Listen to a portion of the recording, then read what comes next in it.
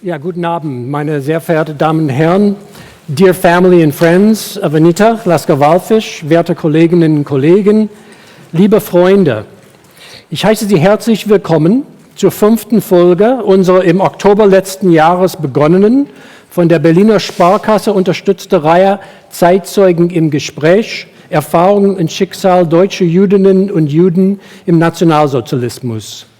Gern hätte unser Direktor, Professor Peter Schäfer, die Begrüßung an dieser Stelle gesprochen. Er musste aber unerwartet früher zu einer Dienstreise nach Israel aufbrechen und bittet um Ihr Verständnis. Wir freuen uns außerordentlich, dass Anita Lasker-Wallfisch heute Abend bei uns ist. Wie Sie wahrscheinlich alle wissen, sollte diese Veranstaltung am 19. März im Glashof des Museums stattfinden. Sie musste aber wegen einer technischen Störung wenige Stunden vor Beginn der Veranstaltung abgebrochen und abgesagt werden.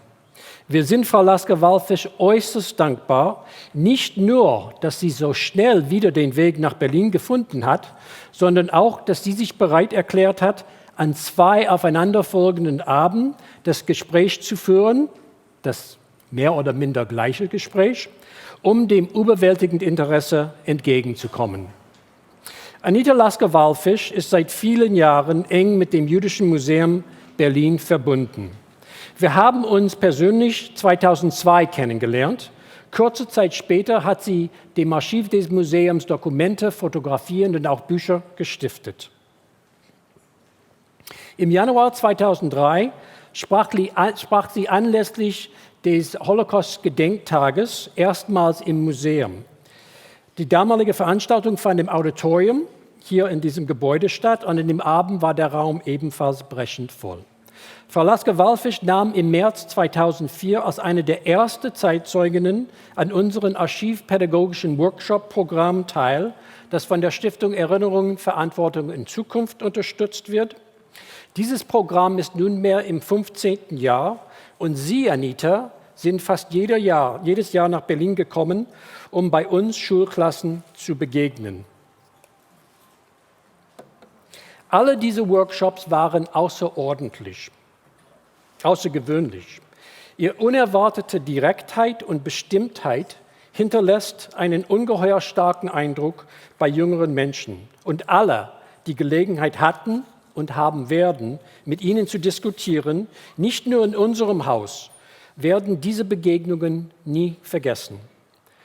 Zu den bemerkenswerten Gesprächen hier zählte einer der allerersten Workshops mit Abiturienten des Grabe-Gymnasiums in Detmold. Die 13. Klasse dieses Musikgymnasiums traf Anita auf dem Weg zur Gedenkstätte Auschwitz.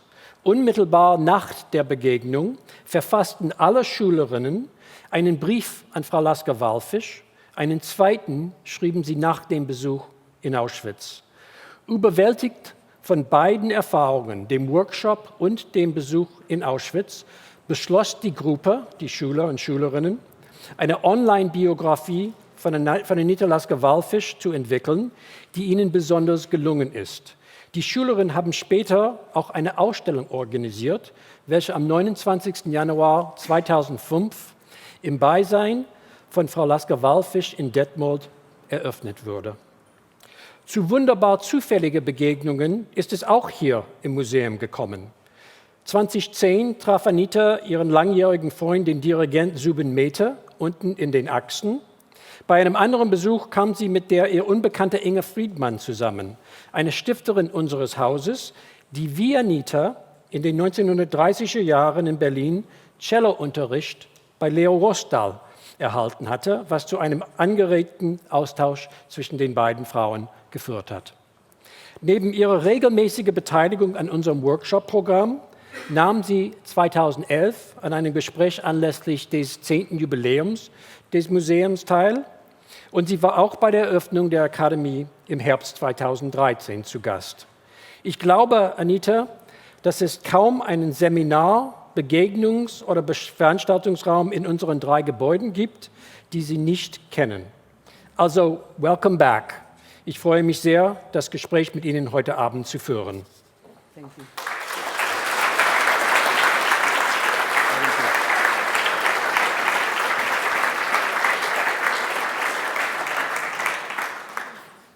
Wir werden heute Abend miteinander über viele Dinge sprechen. Und Frau Lasker-Wallfisch wird auch Passagen aus ihrem Buch lesen, hauptsächlich Korrespondenzen von der Familie mit der einzigen Tochter, die es geschafft hat, aus Deutschland rauszukommen, Mariana. Beginnen möchte ich mal mit einem Bild, was Sie alle wahrscheinlich kennen. Also das ist ja aufgenommen am 27. Nee, ich glaube, das war nicht dem 27. Das wurde verschoben, falls sie einen anderen Termin hatte. Am 31. Januar hat, wie Sie alle wissen, Anita Lasker-Wallfisch den Gedenkrede im Bundestag anlässlich des Holocaust-Gedenktages gehalten.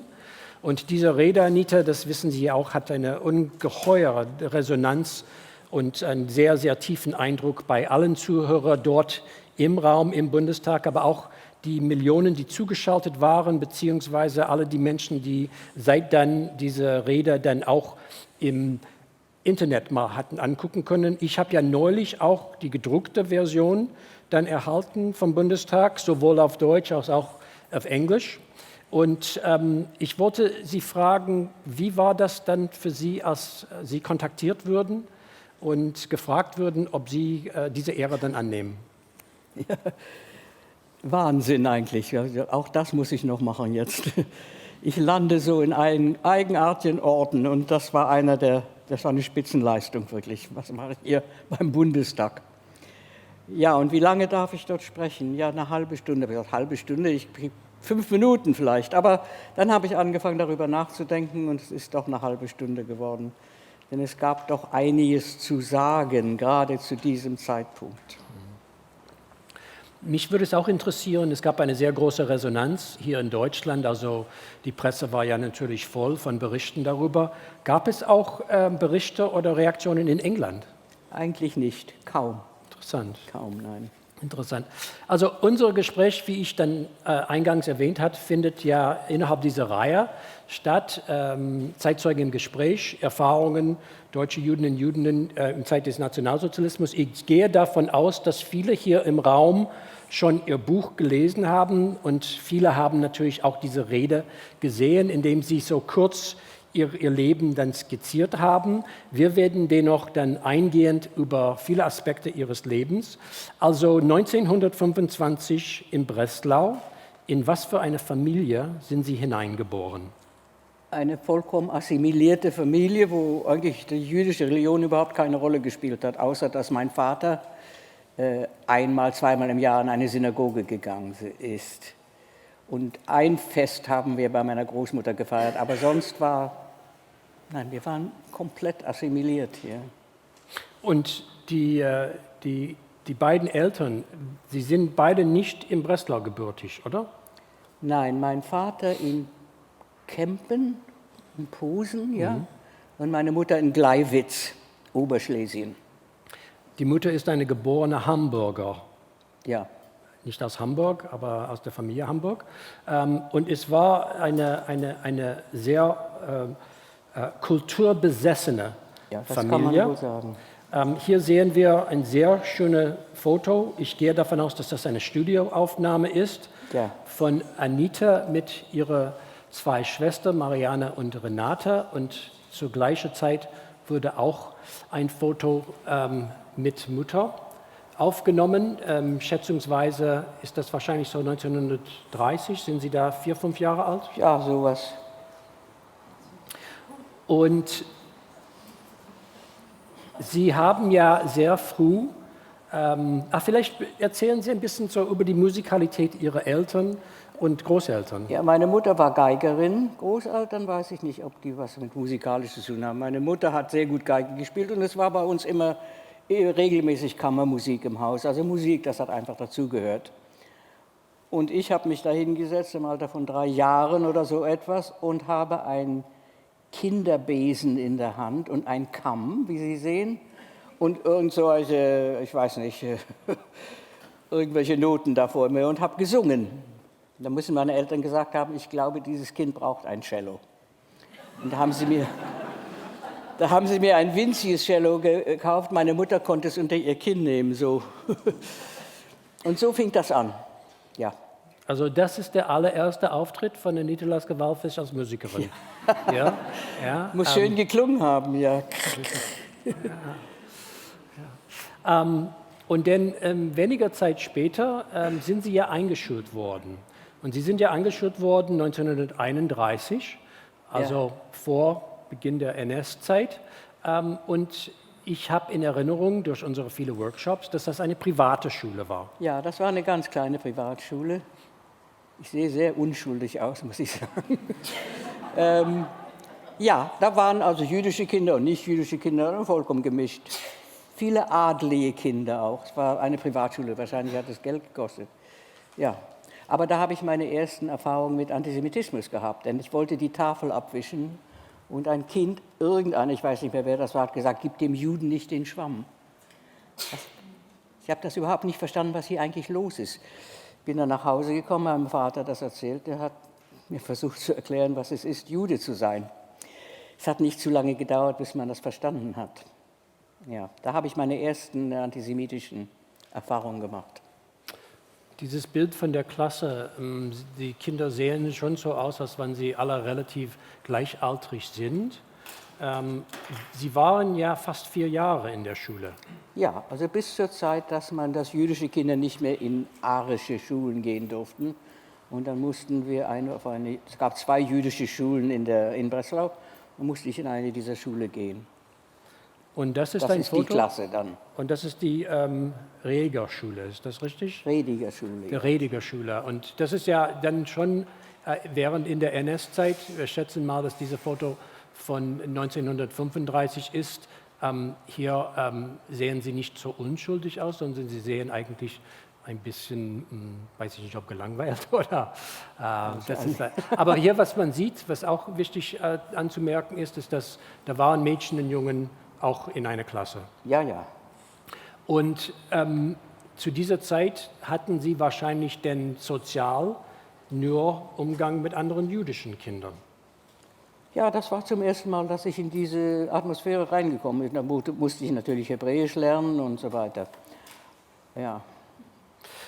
In dieser Zeit gab es bestimmt so viele Kinder und vielleicht sogar auch Lehrer, die ausgewandert sind. Also vielleicht ein mehr Gehen als Kommen. Andersrum, vielleicht sind auch Kinder, die dann aus anderen öffentlichen Schulen auch dann hinzugekommen in späteren Jahren. Haben Sie Erinnerungen daran? Da kann ich mich nicht so genau erinnern, aber eine Sache ist mir im Kopf geblieben, dass plötzlich Leute verschwunden sind, weil es manchen Leuten gelungen ist, auszuwandern, nicht wahr? Ich weiß nicht, wie viele von diesen Kindern überlebt haben, wissen Sie.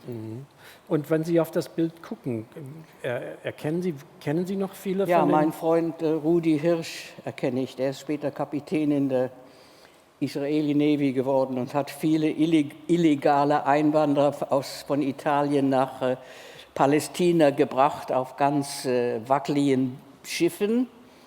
Ist zweimal im Gefängnis gelandet, denn die Engländer haben ihn gesperrt. Also wir waren wieder plötzlich nicht willkommen. Ja, da muss ich an dieser Stelle, weil Sie Rudi erwähnt haben, wir haben vorher darüber gesprochen, wir hatten ja einen Workshop letztes Jahr, wo ein Mädchen aus einer 8. Klasse so eine sehr unschuldige Frage gestellt hat, was aber eigentlich noch nie gestellt wurde. Sie hat Frau Lasker-Wallfisch gefragt, ja, und wie war es mit Jungs dann damals in der Klasse? Und Anita hat eine wunderbare Erzählung über diese dann letztendlich lebenslange Beziehung zu Ja, Rudi. zu diesem Rudi Hirsch gehabt. Dieser Rudi Hirsch, ich bin mit ihm, in Breslau sind wir immer rudern gegangen im Südpark.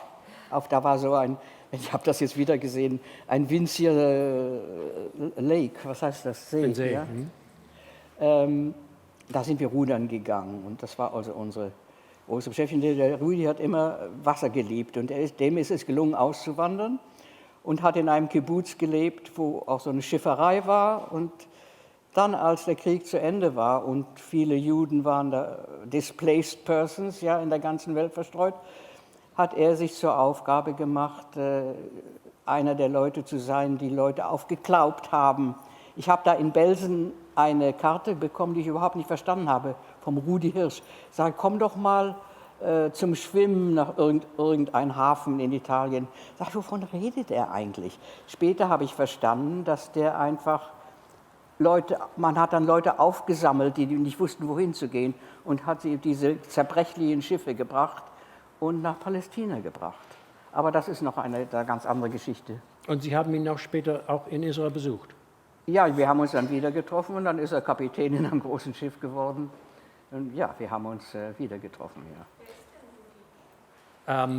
Anita, eine Bemerkung, welche von den Jugendlichen, Bitte? welche von den Jugendlichen hier ist Rudi Hirsch? Ganz unten, ja, von rechts nach links der zweite. Der? Ja. Oder auf der anderen Seite? Nein, Da. der ist der Können Sie Rudi das Hirsch, sehen? ja. Okay. Ja, mit den Kragen, ich mache Ja, so einen Kreis. genau. Ja. Zu den Schülern, die Deutschland verlassen haben, zählte auch der spätere Ehemann von Anita Lasker-Wallfisch, Peter Wallfisch. Ja, aber der ist ganz anderen Umständen raus. Es gab in Israel einen Mann, dem es eingefallen ist, dass man sollte eigentlich begabte Kinder retten irgendwie. Die Sache war nicht ganz legal, habe ich später herausgefunden.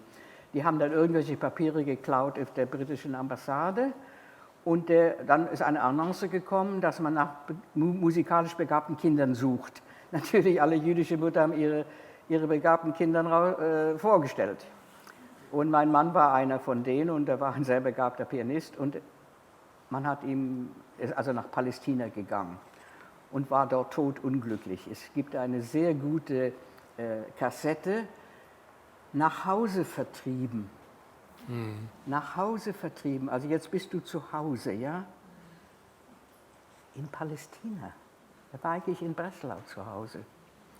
Ja, das waren ziemlich unhappy Jahre, aber dann hat er dort studiert. Und Sie können sich vorstellen, dort in Israel zu studieren während des Kriegs, was da für Lehrer waren. Das waren alles Professoren, denen es gar nicht eingefallen wäre, zu unterrichten. Die waren dort alle dann im Konservatorium, also wirklich wichtige Menschen. Die haben eine fantastische Education bekommen während des Krieges, ja. Ja, da wäre natürlich dann Ja. Aber das kam ja, wir werden ja nachher auch über Möglichkeiten für die Familie Lasker raus aus Deutschland zu kommen. Zu dieser Zeit, wo es darum ging, dass diese Möglichkeit, kannten Sie Peter damals und wussten Sie eigentlich von Wir waren diesem? in der gleichen Schule, in Parallelklassen und ich habe sogar noch ein Programm, wo wir beide bei einem Schülerkonzert gespielt haben. Peter Wallfisch, 13 Jahre alt, ich weiß nicht, was er gespielt hat. Und dann die Anita Lasker hat Cello gespielt, ich weiß nicht, was ich da gemacht habe. Aber ja. Aber Sie haben keine Erinnerung daran, dass Sie eben auch vorgestellt würden bei dieser Organisation, die sich bemüht haben um... Und als Sie dann in der Schule waren, wie sah es bei Ihnen dann in Breslau zuerst mit dem Cellounterricht aus? Dann kam das Problem, es gab keinen jüdischen Cellolehrer mehr. Und meine Mutter hat natürlich, da sie selbst Musikerin war, hat Cellisten gekannt und das war also ein arischer Cellolehrer, der es gewagt hat, zu uns ins Haus zu kommen. Und ich habe ihm vorgespielt und können Sie mich hören? Ja, ich glaube, das ist runtergerutscht hinten. Wir machen das hier an. Ich habe gleich gemerkt. Erstmal machen wir so und dann können wir gucken mal, ob wir das Geht das so? hingekriegt. Ja.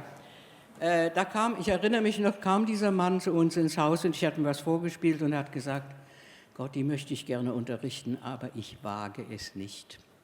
Und das war der Moment, wo meine Eltern entschieden haben, mich nach Berlin zu schicken, denn hier gab es noch einige Musiker. Und da bin ich also 1938 nach Berlin gekommen und habe die Kristallnacht hier erlebt, in Berlin. Und hier hatte ich einen sehr guten, Gott sei Dank, Lehrer, Leo Rostal, der mir immerhin genug Fundament gegeben hat, dass ich die nächsten 8 Jahre überlebt habe und es mir gelungen ist, beruflich Cello zu spielen. Ja. Und in dieser Zeit in Berlin sind Sie auch dann in eine jüdische Schule gegangen? Bin ich überhaupt nicht in die Schule gegangen. In Berlin können Sie sich vorstellen, ich war 13 Jahre alt, ich habe mich fantastisch gefühlt, so ganz erwachsen. Bin viel im KDW herumspaziert und mir gedacht, heute würde man das nicht mehr machen, so ein junges Kind allein nach Berlin zu schicken. Und ich hatte Privatunterricht jeden Vormittag bei einer Lehrerin, bei der ich auch gewohnt habe. Und ich habe bald gemerkt, dass die war nur 2 Seiten vor mir. Also ich war ziemlich frech und habe so wenig wie möglich Schulunterricht gemacht und habe auch so wenig wie möglich Cello geübt. Ich kann sich vorstellen, ich bin in Berlin, das ist ja geradezu irre, nicht wahr? Sind Sie in Konzerten vom Jüdischen Kulturbund in Berlin gegangen? Ich glaube nicht. Kann ich mich nicht erinnern. Na, ich frage, weil wir auch später hat ja Frau Lasker-Wallfisch, ist sie auch aufgetreten beim Jüdischen Kulturbund in Breslau. Ja. Aber Ja, dazu kommen wir noch. Das war dann später schon, ja. Ihr Leben in Berlin endete dann haben Sie auch erwähnt, mit dem Ausbruch der Gewaltorgie während der Kristallnacht, also die Reichspogrome, November 9. bis 11. Wie haben Sie diese Tage hier in Berlin erlebt? Ich habe nichts davon gewusst bis zum frühen Morgen, als ich aufgewacht bin. Da bin ich auf die Straße gegangen und das kann man sich nicht vorstellen, wie das hier ausgesehen hat. Die Straße war, der Alkohol ist geflossen in den Rinnen, ja, also wahnsinnig hat es hier ausgesehen. Und also Kristall, nicht wahr, weil überall war Glasscherben. Und natürlich ein Anruf von meiner Mutter, ich soll sofort nach Hause kommen. Und das war das Ende meiner musikalischen Karriere. Ja, das war der Anfang wirklich, wo man verstanden hat, hier kann man nicht bleiben. Sogar ein Mann wie mein Vater, ein unverbesserlicher Optimist. Die Deutschen können doch diesen Wahnsinn nicht mitmachen. Na, jetzt müssen wir raus, da war es zu spät. Sie sind dann nach Breslau zurückgekehrt und Ihre Schwester Marianne war das einzige Familienmitglied, die es gelungen ist. Ja. Und wir haben auch ein Foto von ihr, denn sie war, glaube ich, eher involviert auch in der jüdischen Jugend als Sie und Renate? Ja, meine Schwester Marianne war eine begeisterte Zionistin und die wollte das Land also aufbauen, nicht wahr? Und zum Entsetzen meines Vaters, der normalerweise, man geht in die Schule, macht das Abitur und dann studiert man. Meine Schwester wollte Dachdeckerin werden oder Schusterin werden und dann haben sie sich also geeinigt auf Tischlerin. Die ist dann eine Tischlerin geworden. Und dieses Bild hier im Hintergrund, das ist die Kanzlei meines Vaters mit den Akten, so ganz altmodisch war das natürlich, mit solchen Etiketten, wer das war, nicht wahr? Aber sie hatte auch sieht fast so aus, als wenn sie eine kleine Werkstatt dort eingerichtet hätte. Also, dass sie macht etwas hier doch tischlerisch, habe ich das Gefühl. Ja, die macht da irgendein Möbelstück. Ja, und als begeisterte Zionisten war ihr Ziel natürlich Palästina, aber ist es nicht dazu gekommen? Sie ist nach England gegangen. Wie ist es dazu gekommen? Ich glaube, es war ihr Auftrag, verschiedene Kinder aufzusammeln, so in Holland und nach Palästina und über England nach Palästina zu gehen. Ich weiß nicht genau die Details. Aber was passiert ist, sie sind in England angekommen, der Krieg ist ausgebrochen und dann hat sie den Krieg also in England verlebt. Ja. Sie haben auch erwähnt, dass auch zu dieser Zeit wussten natürlich Ihre Eltern, wie alle Juden in Deutschland, dass ein Weiterbleiben im Land eigentlich eine Sache der Unmöglichkeit war.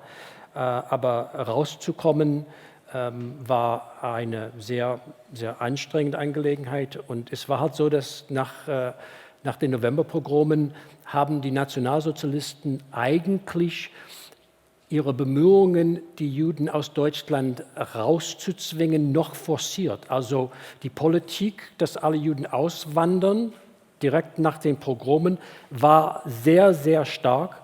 Das Problem ist, dass es eben nicht genügend Länder gab, die eben Juden aus Deutschland und dann natürlich auch aus Österreich dann aufgenommen haben. Ihre Eltern bemühten sich aber, einen Weg ins Ausland dann zu finden. Und haben Sie dann mit Ihnen und mit Renate darüber gesprochen, welche Möglichkeiten da sind? Ja, nur sicher. Ich meine, die wollten, als meine Eltern realisiert haben, dass das hier eine Familie, Auswanderung mit der ganzen Familie eine Unmöglichkeit, haben sie versucht, uns Kinder zu retten, separat. Und da hat sich ein Pfarrer in England gefunden, der meine Schwester aufnehmen wollte. Und ich wollte ich nach Paris gehen und dort mit Casals studieren. Aber da hat man noch nicht gewusst, dass Frankreich auch keine Rettung ist, nicht wahr? Also in anderen Worten, wir sind stecken geblieben. Der Krieg brach aus und damit war es aus. Wir sehen hier ein Foto von der gesamten Familie mit Marianne eigentlich am Vorabend von der Auswanderung von Marianne, dieses Bild, die aufgenommen ist, das letzte Familienbild aus Breslau. An dieser Stelle, Anita, wir haben ja vereinbart, dass Sie eine erste Passage aus dem Brief, einen Brief Ihrer Mutter an Marianne, die diese verzweifelte Situation dann sehr stark zum Ausdruck bringt. Der Brief ist vom 19. Juni 1939. Können Sie mir das halten? Ich kann es halten. Die allgemeine Familienstimmung ist nicht gerade rosig, denn der Brief aus England hat uns doch sehr niedergeschmettert. Hoffentlich wird sich alles wieder einrenken. Wenn nicht, weiß ich wirklich nicht, was wir machen sollen. Außerdem haben wir seit langem von Onkel Eduard, dem Bruder meines Vaters, der damals schon in den Vereinigten Staaten lebte, keinerlei Nachricht. Auch das ist nicht gerade ein beruhigendes Zeichen. Wenn doch wenigstens für die Kinder eine Aussicht wäre. Beide müssen doch bald wieder in eine geregelte Arbeit hinein. Da ich immer auf außergewöhnliche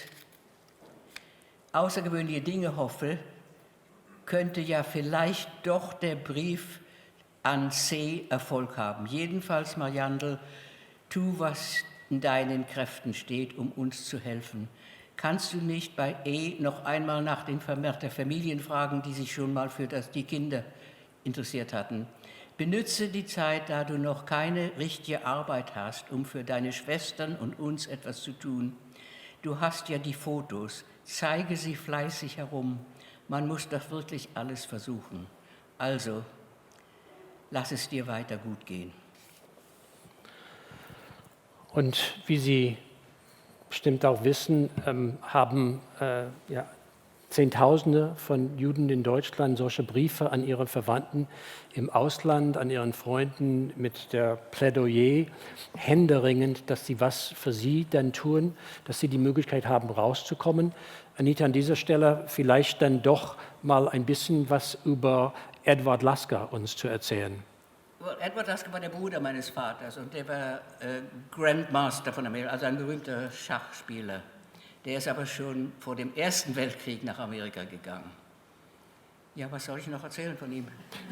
Ich meine, es ist interessant, dass in dem Brief Ihrer Mutter erwähnt, dass man von ihm nichts gehört hat. Also ja, das ist ja ganz eindeutig, dass Sie auch an ihn geschrieben haben. Sicher, ja, man hat gehofft, dass es ihm vielleicht gelingt, uns nach Amerika zu bringen. Aber es war alles zu spät.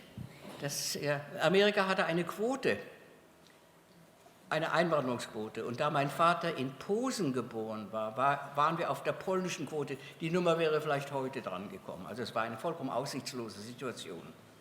Sie haben ja erwähnt, dass da waren auch Versuche, dass Sie nach Paris gehen, zu dem berühmten Pablo Casals, eigentlich der berühmteste Cellisten der Zeit. Welche Möglichkeiten kamen dann für Renate ins Spiel? Das war also ein fantastischer, wie sagt man das, ein Reverend Fischer, der fantastisches, also jüdischen Menschen geholfen hat und Leute aufgenommen hat. Aber es war alles zu spät. Ein Jahr vorher wäre das vielleicht noch gelungen, aber das war aus. Es war ja aus dann eigentlich im August 1939, kurz vor Kriegsbeginn. Und da ist auch ein weiterer Brief dann von ihrer Mutter, die das auch sehr verdeutlicht. Und es ist ein Brief, in dem mehrere Familienmitglieder dann an Marianne dann schreiben. Das ist der richtige Brief. Ja. Genau. Mein geliebtes Mariandel, jetzt werden wir wohl längere Zeit nichts voneinander hören und wir werden deine Nachrichten sehr vermissen. Ganz besonders traurig sind wir für Renate. Es wäre eben alles zu schön gewesen. Gestern bekamen wir noch 2 wunderbare Briefe von Fischers, das ist dieser Priester, die ich sofort beantworten will. Anita ist natürlich auch sehr traurig, sie will doch so gerne wieder richtig arbeiten. Und ich selbst steht im selben Brief, meine geliebte Schwester, hoffentlich habe ich noch Gelegenheit, eine Antwort auf meine Briefe von dir zu bekommen. Aber es ist ja jetzt alles so unwesentlich. Hoffentlich ist alles noch zu bewenden. Es war nichts mehr zu bewenden, der Krieg brach ein paar Tage aus, damit waren wir verloren. Und in dem Brief hat auch Ihr Vater dann geschrieben. Ja, nun ist ja mit einem Schlage alles verändert. Mein ausführlicher Brief ist durch die Ereignisse längst überholt. In Berlin erhielt ich noch einen Brief von Odettes Bruder mit einer persönlichen Garantie für Anita. alles überholt. In Breslau fand ich deinen Brief mit der chilenischen Anregung vor, überholt. Und heute früh kamen die beiden Unbedenklichkeitsbescheinigungen für Renate und Anita, alles überholt. Um uns brauchst du dir keine Gedanken zu machen, sollte die Postverbindung eines Tages aufhören, so wird man Briefe wahrscheinlich über neutrale Länder leiten können. Renate und Anita sind jetzt unsere Sorge, so unmittelbar am ersehnten Ziel. Alles fallen zu lassen, das ist bitter. Ich gebe bei England noch nicht ganz die Hoffnung auf, dass Permits und Visa über neutrale Konsulate geleitet werden. Aber schließlich ist alles Persönliche heute unwesentlich gegenüber der Frage, was wird aus Europa werden? Ja. Aus diesem Brief geht alle wirklich sehr interessant, dass die Familie weiß, was der Beginn des Krieges bedeutet, dass es eigentlich für die Familie und vor allem für die Kinder eine Auswanderung fast unmöglich macht. Wie Sie alle wissen, sind ja noch Zehntausende von Juden nach Kriegsbeginn haben auch auswandern können, aber nicht mehr nach Palästina, nicht mehr nach England, nicht mehr nach Frankreich, hauptsächlich dann nach Nordamerika und nach Südamerika. Aber die Möglichkeiten dann mit allen Ländern, die im Krieg mit Deutschland standen, direkt auszuwandern, war nicht mehr gegeben. Anita, welche Erinnerungen haben Sie an den Kriegsausbruch selbst? Es ist ein bisschen komisch eigentlich. Ich meine, ich habe gehört, der Krieg ist ausgebrochen. Habe ich mir vorgestellt, jetzt höre ich Schießen. Ich gucke aus dem Fenster, es schießt niemand. Was ist das für ein komischer Krieg, nicht? Ja, das fing so an, aber dann, man hat bald verstanden, was los ist. In Ihrem Buch, Sie schreiben, dass das Leben der Familie in diesem Monat nach Kriegsbeginn und auch weiter hinein ins Jahr 1940, dass es den Anschein einer relativen Normalität gegeben hat. Es wurde zu Hause viel musiziert und Ihr Vater hat ja auch weiter arbeiten können. Ja, mein Vater hat also Rechtsanwälte dürfen nicht mehr arbeiten, nicht wahr? Aber mein Vater hat eine Ausnahme gehabt, er hat seit Jahr und Tag einen Prozess, jemanden vertreten, der einen Prozess gegen Henkel von Donnersmarck hatte. Und diese Akten konnten unmöglich jemand Neuen übergeben werden. Und da hat dieser Künigl, der nicht Jude war, Spezialerlaubnis bekommen, dass mein Vater an diese Geschichte arbeiten kann. Also Gott sei Dank hat mein Vater noch eine Arbeit gehabt. Ja, was war die Frage sonst? Ein Einblick so in den Alltag von der Familie bietet wiederum auch Briefe, die dann an Marianne nach England geschickt sind, nicht direkt, sondern auch tatsächlich über neutrale Länder. Und wir haben ja auch darüber gesprochen, dass Sie hier auch eine Passage aus einem Brief jetzt vom 7. März 1941 dann lesen. Da wir nun gerade bei Theatern und Konzerten sind, Tite, also das bin ich, ist gestern zum ersten Mal, wenn ich von den Schulkonzerten absehe, öffentlich aufgetreten. Es war ein Beifall, besonders bei den wirklich musikalischen Zuhörern ganz einstimmig. So sehr wir bedauern, dass Anita nun so lange keine richtigen Stunden mehr hat, möchte ich es eigentlich doch nicht wünschen, dass sie so bald wieder aus der Schule herausgerissen wird, in der sie jetzt vollkommen mitschwimmt. Am Tage des Konzerts hat sie gerade eine Lateinarbeit zurückbekommen. Es war mit einer anderen zusammen die beste Arbeit nach einer Pause von 2 Jahren. Immerhin, das will etwas heißen. Auch im Zeichnen ist sie ganz oben auf. Also ich lobe mich hier wie verrückt. Wenn du ihre perspektivischen Zeichnungen sehen würdest, so würde dein Herz lachen. Zumal ja dies zu deinem eigenen Fach gehört. Alles deutet darauf hin, dass in Anita ein Kerl steckt. Eine kleine Kehrseite ist freilich auch dabei. Anita geht jetzt meistens sehr spät schlafen, denn um nach den 2 versäumten Jahren mitzukommen, hat sie eben verdammt viel arbeiten müssen. Hoffentlich werden wir auch bald wieder von dir etwas hören. Ich habe das schon lange selbst nicht gelesen, also ich finde es sehr komisch. Vielleicht können Sie das jetzt wieder selbst nehmen, wir werden eine Weile nicht lesen. Ja. Und hier, was natürlich dann auffällt, ist da hier in diesen Briefen und auch in den folgenden Briefen, die im Buch abgedruckt sind, da ist so gut wie gar keine Erwähnung mehr von einer möglichen Auswanderung. Da ist dann an einer Stelle doch eine Rede von einer Möglichkeit mal nach Italien. Ja, das habe ich nie ganz verstanden. irgendwie, ich erinnere mich eine Sache sehr gut, dass mein Vater, glaube ich, das war durch diesen Kühnigl, hatten wir irgendwelche Beziehungen zu Italien, dass wir auf das italienische Konsulat gegangen sind. Und ich erinnere mich sehr gut, dass dieser Mann unsere Pässe vor sich gehabt hat und den Stempel in der Hand. Aber nicht auf das Papier gebracht. Plötzlich war doch wieder etwas nicht in Ordnung. Also das war dann das Ende. Hier sehen wir Fotos von Ihnen, dann links und Renata rechts um 1939. Vielleicht können Sie das jetzt nehmen. Wir werden jetzt eine Zeit lang keine Passagen dann aus dem Buch lesen. Anfang April 1940 musste die Familie die Wohnung verlassen. Wo sind Sie hingezogen? Wir sind dann in eine Wohnung gezogen von meiner Tante, also Schwester meiner Mutter, die bereits schwer besetzt war, mit ihrem Mann und einem Ehepaar, uralten Ehepaar, dem Boer, wo wir mitgekämpft haben. Also die Wohnung war schon quasi voll, aber wir sind dann auch noch reingepfercht worden, also es war kein Vergnügen. Und war das in einem Haus, war es dann ein sogenanntes Judenhaus? Wo dann Nein, nur es war kein Judenhaus, das gab es nicht in Deutschland. Vielleicht ja, ich will ja nicht sagen, was ich nicht weiß. Nein, das war einfach auf der Höchstviehlenstraße 1, direkt gegenüber vom Gefängnis, wo ich dann später gesessen habe. Ja. Aus dem Brief geht hervor, dass sie ja fast 2 Jahre lang nicht in der Schule war, eben nach November 38. Und dann gab es diese, was ihr Vater dann Ja, habe ich dann andeutet. nachgeholt, in einem Monat 2 Schuljahre nachgeholt. Darüber schreibt er, nicht wahr? Genau. Und war dann sogar frech genug, selbst Lateinstunden zu geben. Ja. Wirklich, kein Ende der Unverschämtheit. Aber dann im Juli 1941 wurde diese Schule dann geschlossen. Ja, dann wurden die jüdischen Schulen auch geschlossen. Aber interessanterweise, ich sage das hier in Schulen sehr oft, wenn eure Schule geschlossen würde, würdet ihr euch freuen? Ja, war wie verrückt. Was geschehen ist, dass wir ohne Verabredung einfach in die Wohnungen von den Lehrern gegangen sind und weitergemacht haben. Das ist eigentlich ganz interessant, wenn man zurückdenkt, nicht? Im Juli 1941 hat ihre Schwester Renate dann bereits Zwangsarbeit leisten müssen. Und kurze Zeit später sind sie auch dazu verpflichtet worden. Ja.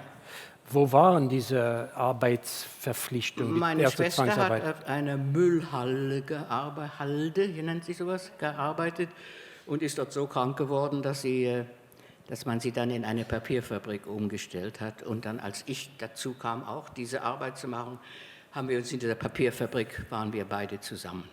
Und im November 1941 fanden die ersten Deportationen von Juden dann nach Osten dann statt.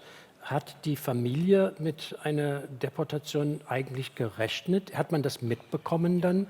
Ja, man hat es mitbekommen und ja, man konnte es nicht ignorieren. Die Menschen sind verschwunden. Ja. 5 Monate später, im April 1942, am 9. April sind ihre Eltern dann deportiert. Ja.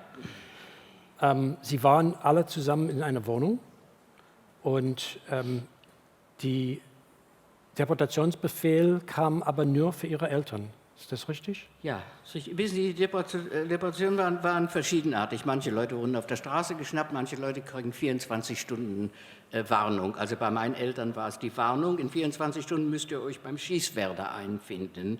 Aber meine Schwester und ich standen nicht auf der Liste und wir wollten selbstverständlich mit den Eltern mitgehen. Und mein Vater hat weise Worte gesagt, hat gesagt, ich werde jetzt mal zur Gestapo gehen, wir haben ganz in der Nähe von Gestapo-Gebäude gewohnt, und werde um Erlaubnis fragen. Er kam sehr schnell wieder nach Hause und sagte, es tut mir leid, ihr dürft nicht mitkommen. Da, wo wir hingehen, kommt man zeitig genug hin. Also mein Vater hat genau gewusst, was da los ist. Und hat sich gedacht, und er hat recht gehabt, dass vielleicht habt ihr eine Chance zu überleben. So war das. Ja, jetzt kommt also wirklich shameful. Nicht? Stellen Sie sich vor, am Tag vor der Deportation musste man eine Vermögenserklärung abgeben. Das heißt, man musste aufschreiben, und ich habe eine Kopie davon, was man besitzt. Und da kann man wirklich weinen, wenn man das sieht. Also wir haben nichts mehr besessen, aber da steht da 3 Stühle, 10 Mark. 3 Paar Hausschuhe, 2 Mark 5, also ein Irrsinn. Denn jetzt, was euch gehört, gehört jetzt uns. Also das ist geradezu irre, wenn man diese und Geld, was man noch für Geld hat, man hat sowieso kein Geld mehr gehabt, aber ja, alles musste man aufschreiben. Ja. Und das ist auch dann aufgeschrieben worden am gleichen Tag, wo die Deportation dann stattgefunden hat, am 9. April 1942. Nach diesem Tag sind Sie, glaube ich, zu Ihrer Großmutter erstmals gezogen. Nein, die Großmutter hat doch bei uns gewohnt. Die sind nicht gezogen, die war auch noch in der Wohnung. Und das war sehr schwierig, wissen Sie, Juden durften nur zu bestimmten Zeiten einkaufen gehen. Immer zu den Zeiten, wo wir gearbeitet haben, konnten wir nicht einkaufen gehen. Und wir hatten immer noch die Verantwortung für meine alte Großmutter, die 82 Jahre alt war und die überhaupt nicht verstanden hat, was los ist. Warum gibt es denn kein Essen hier? Was ist, ja, irgendwie hat die das nicht begriffen. Nein, und dann ist sie auch deportiert worden. Und dann waren wir allein. Die Eltern sind nach Izbice. Izbice, das habe ich später herausgefunden, bei Lublin. Und die Großmutter? Theresienstadt. Und nachdem die Großmutter dann deportiert wurde, müssten Sie und Renate dann in ein Waisenhaus ziehen. Ja, da waren wir Kinder, ja, in der Wohnung. Wer kann die Miete bezahlen? Und da gab es noch so eine Art Skelett jüdische Gemeinde und da gab es ein Waisenhaus, da mussten wir in dieses Waisenhaus. Was uns sehr gut gefallen hat, denn dort haben wir Essen bekommen. Brauchten uns nicht verrückt machen, irgendwie einkaufen zu gehen. Aber da hatten wir schon Pläne, sowieso wegzulaufen. Wissen Sie, ich habe es mir nie in den Sinn gekommen, dass ich da sitzen will und warte, bis jemand kommt und mich abholt, um mich zu ermorden. Das ist mir irgendwie fremd, meiner Natur. Das kommt absolut nicht in Frage. Also wenn ich schon ermordet werden soll, mache ich wenigstens einen Versuch, mich zu retten. Und dann es waren ziemlich freche Kinder und wir haben dann, ich meine, wir können das nicht zu lang machen jetzt, haben wir versucht, in die unbesetzte Zone mit gefälschten Papieren in die unbesetzte Zone von Frankreich zu gelangen, was natürlich nicht gelungen ist. Ja. Aber es gibt ja natürlich dann so einiges, was da zuvor dann passiert ist, denn nämlich als Sie Zwangsarbeit dann gemacht haben in dieser Papierfabrik, Sie kamen ja in Kontakt mit französischen Kriegsgefangenen. Das muss ich Ihnen sagen, das haben wir, glaube ich, nicht darüber gesprochen. Wir waren also eine kulturbesessene Familie und unter anderem sind wir zweisprachig erzogen worden. Wir hatten eine französische Gouvernante, wie sich das nennt, und wir konnten Französisch. Denn mein Vater hat immer gesagt, dass der Mensch so viele Seelen hat, wie er Sprachen beherrscht. Und er hat recht damit. So, also wir haben Französisch gesprochen und wir kommen in diese Fabrik und da gibt es französische Kriegsgefangene.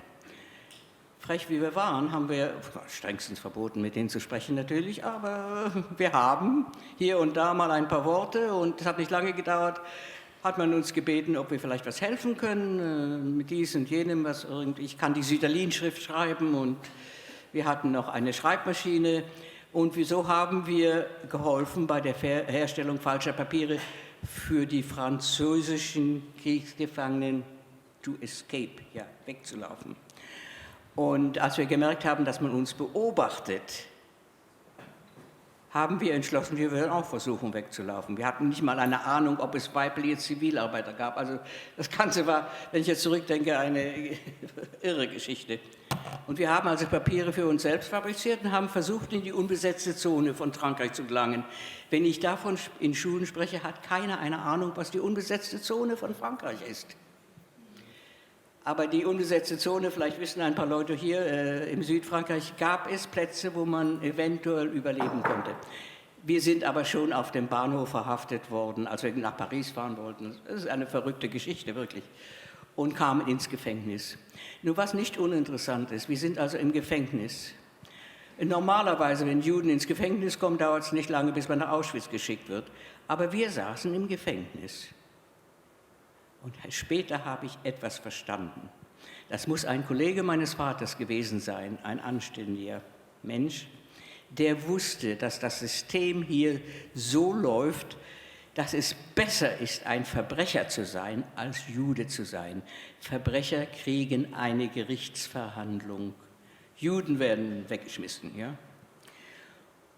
Und zu unserer großen Überraschung sind wir also im Gefängnis sitzen geblieben, was uns ein ganzes Jahr in Auschwitz erspart hat. Also plötzlich waren wir Verbrecher und unsere Anklage hieß Feindesbeihilfe, Fluchtversuch und noch irgendwas. Urkundenfälschung. Urkundenfälschung, ja, also wunderbar. Und wir saßen also beinahe ein Jahr im Gefängnis, dann hatten wir einen Prozess beim Sondergericht, sehr sonderbares Gericht war das. Und zu der Zeit haben wir bereits verstanden, dass es viel besser ist, im Gefängnis zu sein als in Auschwitz. Und waren überhaupt nicht daran interessiert, verteidigt zu werden. Je höher die Strafe, desto besser. Aber was wir nicht gewusst haben, obwohl wir sind verurteilt worden, dass im Moment, wo das Urteil gefallen ist, sind wir noch ein paar Tage im Gefängnis geblieben und dann hat man uns doch nach Auschwitz geschickt. Denn Gefängnisse waren damals so überfüllt, also wir brauchen nicht die Juden hier, nicht wahr? Aber Sie würden dann getrennt nach diesem Schuldspruch. Ihre Schwester Renate ist dann in diesem Zuchthaus Jauer. Und Sie sind dann in diesem Gebäude, also ein Gefängnis in Breslau, ziemlich mitten in der Stadt, die heutzutage immer noch als Gefängnis dann dient. Sie waren ja mehrere Monate dort und haben auch interessante Begegnungen dort mit manchen anderen Insassen, aber auch, glaube ich, auch mit manchen von dem Gefängnispersonal. Eine sehr gute Erfahrung auch. Man fragt mich manchmal, gibt es irgendetwas Positives, an das ich mich erinnern kann? Ja, es gab doch hier und da mal jemand, der sich gewagt hat, sich normal zu benehmen. Im Gefängnis war unsere Arbeit, Zinnsoldaten zu bemalen. Also das waren nicht Zinn, solche Spielsoldaten, ja. Und das Mädchen, die uns diese Arbeit gebracht hat mit den Farben und was ist das für eine Nationalität, mit der habe ich mich später sehr gut angefreundet. Die hat dann uns manchmal ein bisschen Brot, also solche Kisten voller Soldaten gebracht und unten war ein Stück Brot oder ein Kuchen oder irgend sowas. Und Bit by Bit hat sie verfolgt, was wir hier eigentlich machen. Plötzlich waren wir in einer anderen Zelle. Da hat sie verstanden, wir werden weggeschickt. Da hat sie sich gewagt, mich dort zu besuchen in dieser Zelle, hat mir wirklich rührende solche Kalendersprüche gegeben, mir Mut zu machen. Und ein Stück Kuchen. Ich habe die Leute wieder getroffen nach dem Krieg. Also solche Sachen passieren manchmal, wissen Sie, also die lebt nicht mehr, aber ihre Kinder, mit denen bin ich jetzt in gutem Kontakt. Also es gab hier und da mal einen Lichtblick. Ja. Ende November 1943 sind Sie dann doch letztendlich nach Auschwitz deportiert. Und Sie wussten, Sie haben ja von dem Ort schon mal gehört und Sie wussten nicht nur von dem Ort, aber wir haben auch darüber gesprochen, Sie haben das an vielen Stellen auch erzählt, Sie wussten eigentlich genau, was dort eigentlich vor sich geht. Weil es wird ja häufig auch darüber gesprochen, was haben eben die Menschen dann eben so von den Konzentrationslager, von den Vernichtungslager. Aber hier haben wir eine junge deutsche Jüdin, die im Gefängnis sitzt und weiß ganz genau, was in Auschwitz passiert. Als Sie dann deportiert wurden, wussten Sie dann an dem Tag, wo Sie aus dem Gefängnis geholt wurden, um deportiert zu sein, dass es nach Auschwitz geht? Ja. Wissen Sie, wenn man im Gefängnis sitzt, dann lernt man, was an welchem Tag passiert. Wenn du am Montag gerufen wirst, heißt es, du gehst dahin. Wenn du dann am Donnerstag gerufen wirst, das ist Auschwitz. Also ich habe genau gewusst, was los ist. Jetzt fährst du nach Auschwitz. Aber wiederum habe ich Glück im Unglück gehabt, denn normalerweise kommen ja Juden in Riesentransporten an, nicht wahr? Was Sie so gesehen haben an der Rampe mit der Selektion, Tausende von Leuten aus Ungarn und dann steht jemand da und sagt so, du gehst in Gas und du bleibst. Das ist mir auch erspart worden, denn wir waren alles Verbrecher und wir sind in einem Gefängniszug gefahren. Ich bin in eine Zelle dort eingeschlossen worden und wir kommen in Auschwitz an und ich habe nicht diese Selektion mitmachen müssen. Wir waren Verbrecher, okay, also rein ins Lager. Ja, und dann kam das nächste Wunder in meinem Leben, nicht wahr? Dann geht die Sache dann so weiter, dass man also zu einer bestimmten Stelle geht, wo man quasi, wie sagt man das, einen Eintritt hat ja nach Auschwitz. Auschwitz. Und das ist alles, wird alles von anderen Gefangenen gemacht. Also das ist ein Riesenblock und da sitzen einige Gefangene da und die machen diese Arbeit, die darauf besteht, dir die Kleider abzunehmen, also du bist nackend, Nummer tätowieren und die Haare abrasieren. Und das sind auch alles Gefangene und die fragen, wo kommst du her? Wie geht der Krieg? Also jeder wollte wissen, was passiert. Was hast du vor dem Krieg gemacht? Und wie ein Idiot, habe ich gesagt, ich spiele Cello. Fantastisch. Hier gibt es ein Orchester. Warte hier. Also nackend mit einer Zahnbürste in der Hand, das war schon ein Privileg. Warte, ich habe keine Ahnung, worauf ich warte hier. Und da kommt eine Frau an mich also heran und stellt sich vor, mein Name ist Alma Rosé. Alma Rosé, die Tochter von Arnold Rosé, die Nichte von Gustav Mahler. Die war auch eine Gefangene und das war ihr Job, ein Orchester zu gründen quasi. Und die war ganz begeistert, denn die hatten kein Cello. Ich war direkt willkommen in Auschwitz. Ja. Und Sie wussten natürlich zu dieser Zeit gar nicht, was das Schicksal Ihrer Schwester war. Nein, meiner Schwester habe ich auf Wiedersehen gesagt im Gefängnis, aber damals hat man nicht geglaubt, dass man sich wieder sieht. Wo sieht man sich wieder? Und dann kam diese irrsinnige Geschichte mit meinen Schuhen. Also mein Enkelsohn hat einen fantastischen kurzen Film über diese schwarzen Schuhe gemacht. Soll ich das schnell erzählen? Ja, sehr gerne. Ich hatte mal ein paar Schweinslederschuhe, als ich noch ein normaler Mensch war. Und da musste ich wohl Tinte drauf vergossen haben. Also die waren ruiniert und meine Mutter war stinkwütend. Und das war ein Riesenkrach. Also was machen wir mit den Schuhen? Die sind dann, hat jemand die Idee, färben wir schwarz. Und schwarze Schuhe wollte ich mir auch nicht anziehen. Ich meine, was heißt denn das? Da kam noch die nächste brillante Idee, rote Schnürsenkel reinzutun mit riesen Bommeln dran. Also die haben dann wieder interessant ausgesehen. Und da habe ich sie mir angezogen. Und mit diesen Schuhen bin ich verhaftet worden. Und diese Schuhe sind mir damals in Auschwitz abgenommen worden von diesen Mädchen. Ja? Und eine Sache, die man, glaube ich, nicht genug realisiert, dass Auschwitz einer der reichsten Plätze der Welt war. Denn wenn Sie sich vorstellen, dass Millionen von Menschen dahin geschleppt werden, die wissen, dass sie nicht wieder zurückkommen werden, was machen sie? Sie nehmen sich die besten Kleider, 3 Garnituren und so weiter. Das kommt alles aus in Auschwitz-Birkenau und wird dort gesammelt. Ja? Mit dem Resultat, dass auch viel Geschäft gemacht worden ist. Mit Brot konnte man sich irgendwas kaufen, also es war alles natürlich illegal. Und als meine Schwester später ankam von Jauer, kam sie per Zufall an dieselbe Person, die mich damals bearbeitet hat, und die Schuhe standen noch auf der Erde. Sie können sich vorstellen. Ich kenne diese Schuhe. Ja, sagt sie, die ist gerade hier jetzt im Orchester. Das ist meine Schwester. Also ich denke mir, wenn meine Mutter gewusst hätte, die so stinkwütend war, dass ich die Schuhe ruiniert habe, wenn die normal geblieben wären, ich weiß nicht, ob wir uns getroffen hätten. Ja, so ist das Leben, ja. Man kann nie wissen.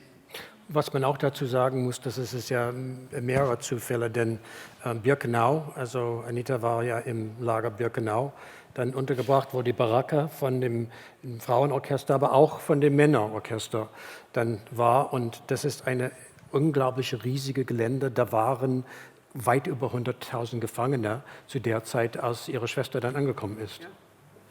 Ja. Was war Ihre persönliche Beziehung zu Alma Rosé? Wissen Sie, Alma Rosé, sagt Ihnen der Name etwas? Ja. Die hat irgendwie, es ist schwer, sie wirklich zu beschreiben. Sie war wahnsinnig streng mit uns und dürfen nicht vergessen, wir waren kein normales Orchester. Man hat diese Alma Rosé jetzt, wir wollen ja auch ein Orchester haben, denn es gab Orchester, das habe ich gar nicht gewusst, damals in jedem Lager. Aber wir waren das Einzige in dem Frauenlager mit jungen Kindern, die mal irgendwann ein Instrument gelernt haben, ja. Da war also jemand, der hat mal Mandoline gespielt und ein bisschen Flöte gespielt und so weiter. Da waren in dem Orchester vielleicht 5 Menschen, die haben ihr Instrument spielen können. Und aus diesem Material muss diese arme Alma, die wirklich an ein anderes Niveau gewöhnt war, ein Orchester machen. Sie war irrsinnig streng mit uns. Und ich sage mir immer, dass es eigentlich besser war, vor der Alma Angst zu haben, als aus dem Fenster zu gucken und den schwarzen Rauch zu sehen. Also die hat uns mit einer Disziplin Note für Note eingebläut. Und Ich bin davon überzeugt, ich habe Ihren Vater, nach dem Krieg ist mir gelungen, noch Ihren Vater zu treffen, dass die Alma eigentlich uns das Leben gerettet hat mit ihrer Strenge und mit der Tatsache, dass wir letzten Endes doch gut genug waren, ich meine, sehr gut waren wir bestimmt nicht, dass man uns hat spielen lassen. Natürlich, als die Russen gekommen sind, sind wir nach Westen geschickt worden, ja. Es hat dann alles aufgehört. Und wahrscheinlich wissen nicht alle das hier, Anita, aber was war die eigentliche Aufgabe von dieser Kapelle? Ich meine, es ist wahrscheinlich bekannt, dass Auschwitz und Birkenau umgeben war mit Fabriken. IG Farben, Buna und so weiter. Und die Gefangenen waren die Arbeiter. Also jeden Früh sind sie ausmarschiert und wir saßen am Tor und haben Märsche gespielt, damit sie fein säuberlich da ausmarschieren. Am Abend mussten wir wieder dort sein und Märsche spielen, ja. Ich frage mich, wie wir das gemacht haben im Winter, also gar nicht auszudenken. Tagsüber sind wir zurückgegangen in unseren Block und haben Repertoire gelernt, denn wir waren quasi the Showpiece, ja. Sagen wir mal, das Rote Kreuz ist gekommen, mal sehen, wie es hier im Lager aussieht. Hat man nicht die Gaskammern gezeigt, hat man uns gezeigt. Ja, hier gibt es Musik, kann ja nicht so schlimm sein. Wir waren da wirklich eine Bambusel. Ja. Und wichtig hier zu erwähnen ist es, dass diese Orchester bestand aus Frauen aus ganz verschiedenen Nationen und dass das auch nicht nur dann jüdische Gefangene waren. Nein, wir waren gemischt vollkommen. Polen, Russen. Wer irgendetwas hat spielen können. Aber sie waren alle zusammen in einem Block ohne andere Insassen, ohne andere Gefangenen. Es war ja nur das Orchester. Absolut. Wir haben mal ein bisschen darüber bei einer anderen Gelegenheit, ich habe ja mal die Frage gestellt, ob Sie sich an Gespräche zwischen den Orchestermitgliedern erinnern können. Hat man über die Vergangenheit gesprochen? Hat man über die Eltern gesprochen, über die Geschwister? Hat man dann erzählen lassen, so aus dem former life? Hat man sich dann weggehen lassen durch Gespräch? Ich glaube nicht unbedingt. Ich kann die Frage eigentlich, eine Frage kann ich beantworten, dass wir bestimmt nicht mit den Menschen gesprochen haben, deren Sprachen wir nicht haben sprechen können. Davon habe ich ja auch im Bundestag gesprochen, wie wichtig es ist. Nur weil jemand eine Sprache spricht, die ich nicht spreche, denkt man gleich, ja, du bist feindlich gesinnt oder gibt man sich nicht die Mühe, to communicate. Da ich zwei Sprachen spreche, habe ich sofort der französischen und dem deutschen Kontingent angehört. Und wir sind gute Freunde geblieben, bis die meisten leben nicht mehr. Aber wissen Sie, jeder war so, das habe ich jetzt eigentlich erst später erfahren, denn ich bin heute noch in Kontakt mit einer der polnischen Mitglieder, die ist jetzt 100 Jahre alt. Wir waren in Auschwitz mit meinem Enkelsohn und dann haben wir sie getroffen. Und wir sprechen jetzt miteinander, aber sprechen ist übertrieben, auf Englisch, wir korrespondieren. Und habe vieles gelernt von ihr, was ich überhaupt nicht gewusst habe. Warum war die Mascha immer so wütend, habe ich sie gefragt. Sie hat gerade gehört, dass man ihre 3 Brüder ermordet hat. Wissen Sie, wir haben alle solche schrecklichen Geschichten zu erzählen gehabt. Wir haben sie uns gar nicht erzählt. Wir waren alle in einer unmöglichen Situation mit einer unbeschreiblichen Vergangenheit. Also ich glaube nicht, dass wir speziell von unseren Geschichten gesprochen haben.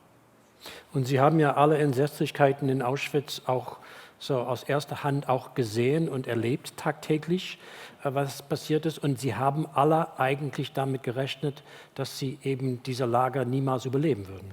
Bestimmt nicht. Nicht die Juden jedenfalls. Vielleicht die Polen, I don't know. Aber wir haben nicht gemeint, dass man aus Auschwitz lebendig kommt. Das gibt es doch nicht. Ja, aber dann kamen die Russen näher und dann kam die große Evakuierung, nicht wahr? Und diese Märsche nach Westen.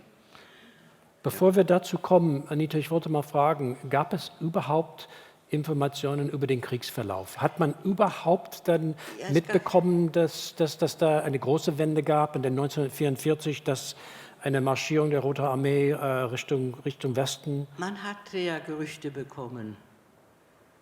Man hat gehört irgendwie, ich kann mich im Gefängnis bestimmt, denn ich weiß, dass ich gehört habe, dass Stalingrad nicht alles so gut geht. Und ich werde auch nie vergessen, dass eine der verrückten Beamten in die Zelle gekommen ist, die wusste, dass wir gehört haben, dass Stalingrad wird furchtbar gekämpft. Die hat gesagt, bildet euch ja nicht ein, dass der Hitler nicht ganz genau weiß, was er tut. Freut euch nicht über Stalingrad, das geht alles gut aus und es tut ihr persönlich sehr leid, aber Juden müssen aus der Welt geschaffen werden. Ich muss Ihnen sagen, wir hatten Gott sei Dank genug Sense of Humor, dass wir haben lachen müssen über diese Idiotin. Aber wir haben gewusst, dass in Stalingrad nicht alles so gut verläuft.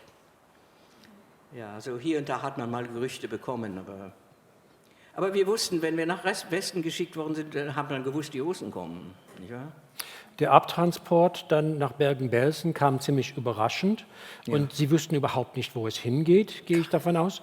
Und es waren nur die jüdischen Mitglieder von dem Orchester, die dann abtransportiert sind. Ja, dann plötzlich hieß es antreten, ja, alle raus aus dem Block, Juden auf eine Seite, Arier auf die andere. Da haben wir gemeint, jetzt ist es soweit, jetzt geht es in die Gaskammer. Stattdessen hat man uns in diese Viehwagen verladen und wir sind losgefahren. Keine Ahnung gehabt, wohin. Kommen also in Belsen an. Also Belsen ist eine ganz andere Geschichte wie Auschwitz. Die einzige beste Art zu beschreiben, den Unterschied, man fragt nicht, war das besser, war das schlechter? Anders. In Auschwitz hat man uns auf die raffinierteste Art und Weise ermordet. In Belsen hat man das gar nicht gebraucht, da ist man krepiert. Da gab es nichts zu essen, zu trinken, ja, da ist man krepiert.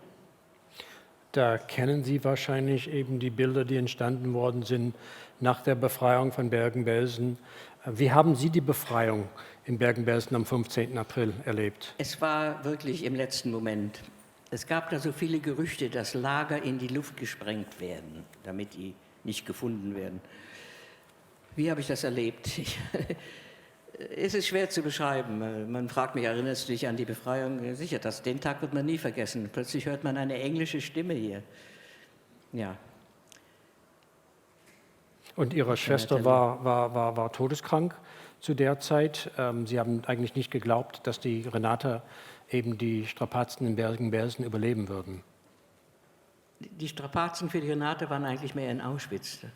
Da habe ich gehofft, dass sie stillschweigend sterben soll, um uns nicht so zu leiden. In Belsen, ja, war sie schon, ja, ist ja auch nicht unwichtig. Also ich glaube, ich war in schlechterem Zustand in Belsen als die Renate, solange ich mich erinnere, whatever. Einige Tage nach der Befreiung erzählten Sie einem Journalisten von der BBC, was Sie in Auschwitz und in Bergen-Belsen erlebt haben. Und das wollen wir anhören. Hier spricht Anita Lasker, eine deutsche Jüdin. Ich befinde mich mit meiner Schwester seit 3 Jahren in Haft. Ich bin politischer Häftling. Ich habe französischen Kriegsgefangenen über die Grenze verholfen. Zuerst wurden wir ins Gefängnis eingesperrt. Meine Schwester wurde zu 3,5 Jahren Zuchthaus, ich zu 1,5 Jahren Gefängnis verurteilt. Nach 1,5 Jahren brachte man uns beide in das furchtbarste Konzentrationslager, Auschwitz. Ich möchte zuerst ein paar Worte über Auschwitz sagen. Die Auschwitzer Häftlinge, die wenigen, die geblieben sind, fürchten alle, dass die Welt nicht glauben wird, was dort geschehen ist. Dort hat man lebendige, gesunde Menschen lebend ins Feuer geworfen. Meine Baracke war ungefähr 20 Meter von dem Kamin, von einem der 5 Kamine, die sich dort befanden, entfernt. Ich habe alles mit eigenen Augen mit angesehen. Es stand ein Arzt und ein Kommandant bei Ankunft der Transporte an der Rampe und vor unseren Augen wurde sortiert. Das heißt, man fragt das Alter und den Gesundheitszustand. Die unwissenden Ankömmlinge pflegen irgendwelche Leiden anzugeben und unterschreiben damit ihr Todesurteil. Besonders hat man es auf Kinder und Alte abgesehen. Rechts, links, rechts, links. Rechts ist zum Leben, links ist zum Kamin. In der Nacht brannte das Feuer bis zum Himmel. Kinder hat man lebendig hineingeworfen und aus Menschlichkeit pflegte man die anderen zu vergasen, das heißt zu betäuben. Wenn aber zu viel Arbeit war, pflegte man alle lebendig zu verbrennen. Die Schreie hörten wir bis in unsere Baracke. Dazu wurde immer Musik gemacht. Ich selbst befand mich in der Musikkapelle. Zu den furchtbarsten Dingen wurde Musik gemacht. Besondere Verdienste in Auschwitz um die Juden haben sich Maria Mandl, Margot Drechsel und der Kommandant Kramer, der auch in Bergen-Belsen Lagerkommandant war, erworben.